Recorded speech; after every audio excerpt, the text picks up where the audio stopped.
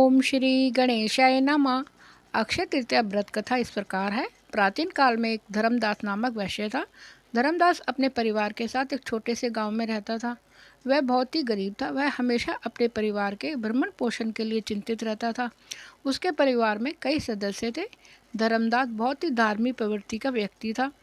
उसका सदाचार तथा देव एवं ब्राह्मणों के प्रति उसकी श्रद्धा आध्यात्मिक प्रसिद्ध थी। अक्षय तृतीया व्रत के माध्यम को सुनने के बाद उसने अक्षय तृतीया के पर्व के आने पर सुबह जल्दी उठकर गंगा स्नान इत्यादि करके विधि पूर्वक देवी देवताओं की पूजा की और व्रत के दिन अपने सामर्थ्य के अनुसार जल से भरे घड़े, हाथ के पंखे, जौ, सूत, चावल, नमक, गुड़, घी, दही और सोना और वस्त्र आदि वस्तुएं भगवान के चरणों में रखकर ब्राह्मणों को दान में अर्पित की। यह सब देखकर धर्मदास के परिवार वाले तथा उसकी पत्नी ने उसे रोकने की कोशिश की। उन्होंने कहा कि अगर धर्मदास इतना सब कुछ दान में दे देगा तो उसके परिवार का पालन पोषण कैसे होगा।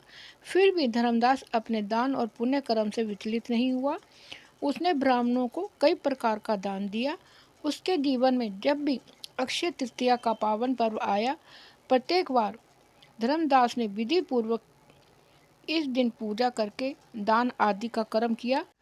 अनेक रोगों से ग्रस्त और बूढ़ा होने के उपरांत भी उसने उपवास करके धर्म, कर्म और दान पुण्य किया। धर्मदास मृत्यु के पश्चात अगले जन्म में कुशावती का राजा हुआ। मान्यता है कि अक्षय तृतीया के दिन किए गए दान पुण्य एवं पूजन के कारण वह अपने अगले जन्म में बहुत धनी एवं प्रतापी राजा बना। वह इतना धनी और प्रतापी था कि त्रिदेव तक उसके दरबार में अक्षय तृतीया के दिन ब्राह्मण के वेश धारण करके उसके महायज्ञ में शामिल होते थे। अपनी श्रद्धा और भक्ति का उससे कभी घमंड नहीं हुआ। वह प्रतापी राजा महान एवं वैभवशाली होने के बावजूद भी धर्म मार्ग से कभी विचलित नहीं हुआ। माना जाता है कि यही राजा आगे के जन्मों में भारत के प्रसिद्ध सम्राट चंद्रगुप्त के रूप में पैदा हुए थे। जैसे भगवान ने धर्मदास पर अपनी कृपा की, वैसे ही जो भी कोई व्यक्ति अक्षय तृतीया की कथा को सुनता है और विधि विधान से पूजा एवं दान आदि करता है, उसे अक्षय पुण्य एवं यश की प्राप्ति होती है। ओम नमः शिवाय। हर हर महादेव।